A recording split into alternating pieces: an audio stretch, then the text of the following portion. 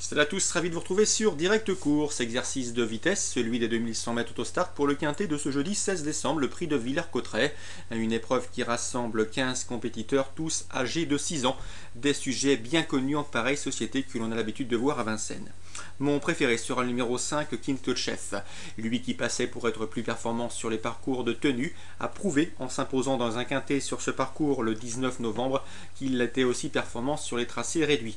C'est un cheval qui a été préservé en vue de ce meeting d'hiver par l'écurie Dreux, André et Charles, son fils Dreux, pour ce meeting. Le cheval devrait pouvoir confirmer.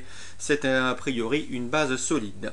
Le numéro 1, c'est Cassia Dubouffet. Il reste sur 4 succès consécutifs. Le dernier en date obtenu d'ailleurs dans un quintet après avoir brillé au niveau de la catégorie des amateurs. C'est un cheval relativement maniable qui sait débouler, qui sait démarrer. Et dans ces conditions, force est d'imaginer que son numéro 1 derrière la voiture ne sera sans doute pas trop un piège. Ensuite, le numéro 2, c'est Capri de Feugère. Attention à lui, il vaut beaucoup mieux que ne l'indiquent ses derniers classements. Il a été préservé en vue de ce meeting d'hiver. Un cheval qui retrouve progressivement la bonne carburation. Il a pour lui cette fraîcheur en cette fin d'année. Pierre Lévesque est relativement confiant pour un bon comportement, d'autant que ce cheval peut se targuer d'avoir déjà gagné sur ce parcours au cours du mois de janvier 2010. Ensuite, on retiendra le numéro 7, c'est Carla de Moelle qui, en dernier lieu, sous une tempête de neige, s'est imposée en trouvant l'ouverture pour finir le long du rail dans côté corde. Franck Leblanc s'attache de nouveau les services de Jean-Michel Bazir, comme la dernière fois. Une confirmation est attendue, seul petit bémol, son numéro 7 en dehors peut la contraindre à faire un petit peu trop d'extérieur pour cette jument qui aime courir caché. Ensuite, on fera attention au numéro 3, Derby Clipper, confié à Bernard Piton. Ce cheval était parti favori d'un quintet remporté justement par King Chef le 19 novembre dans une des courses références. Ce jour-là, il se classait deuxième. Une bonne performance, il n'aurait d'ailleurs qu'à répéter cette tentative pour figurer dans la combinaison gagnante du quintet.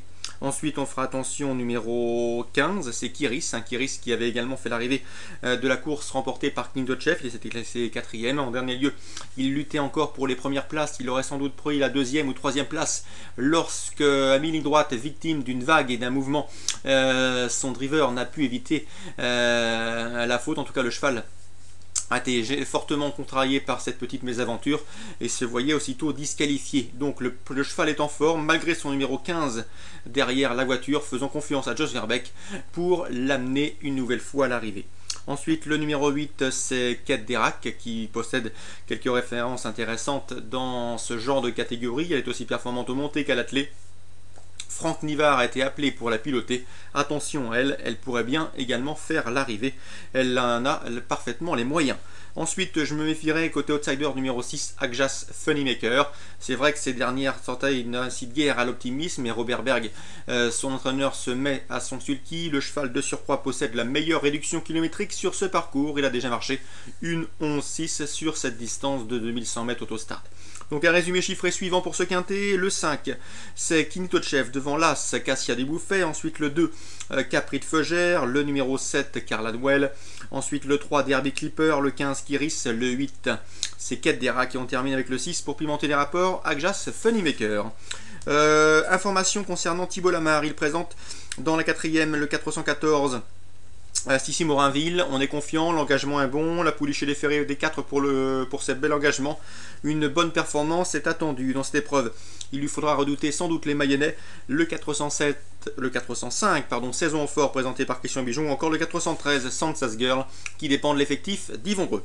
La 6e, il présente le 615 Thaïs du trio. Là aussi, l'engagement est bon. Le cheval a bien travaillé en vue de cette tentative. Mais attention, l'opposition à fière allure avec le 605 Tess Daufort, sujet en retard de gain. Le 614 Topadjeff, laquelle a gagné avec de la marge la dernière fois.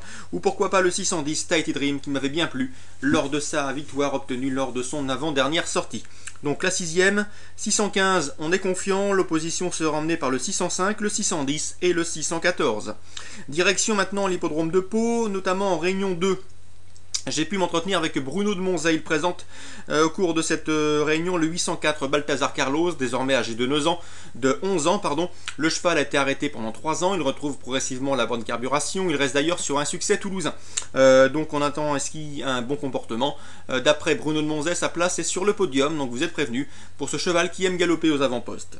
L'opposition, le 811 Don Lino, c'est un bon cheval, excusez du peu. Il a remporté il y a de cela quelques années le prix Cambacérès à l'âge de 3 ans. Un cheval qui n'a pas été revu malheureusement depuis le mois de mai 2008. Quoi qu'il en soit, en classe pure, c'est le cheval à battre, le meilleur et le plus titré du peloton. Le 811 Don Lino, confié pour l'occasion à Christophe Pieux.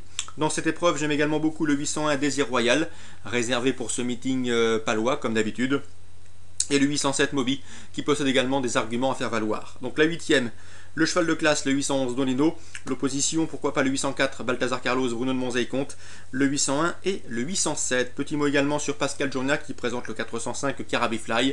Le cheval n'a pas été revu depuis le mois de février. Mais attention, Pascal Journiac nous a confié que son représentant était en bonne condition. Et d'après lui, il était complètement compétitif pour une place parmi les 3 premiers. Donc sans doute un bon rapport qualité qualité-cote pour ce 405 Carabifly. Attention également au 411 Pause Café qui effectue également sa rentrée mais qui a prouvé qu'elle avait la pointure d'un lot comme celui-ci. 405-411 pour des amateurs de cotes plus spéculatives, une course ouverte, c'est un cross-country. Attention aux chutes. On termine avec la réunion 3, toujours à Pau, puisque nous aurons des courses sur les programmes de Pau. J'ai pu m'entretenir avec Roberto Carlos Montenegro, jockey très efficace, vous le connaissez. Et bien après lui, ses 2 meilleures chances, il aura 5 montes, le 101 Okion ou encore le 201 Salsarix, qui d'après lui est compétitif dans un lot de cet acabit. Donc il est surtout confiant de par ses 5 montes avec le 201 Salsarix concernant Roberto Carlos Montenegro. Voilà, tout est dit et tout est transmis concernant ce double programme Vincennes, réunion 1, Pau, réunion 2, réunion 3. Très bon jeu à tous, bonne journée et rendez-vous demain.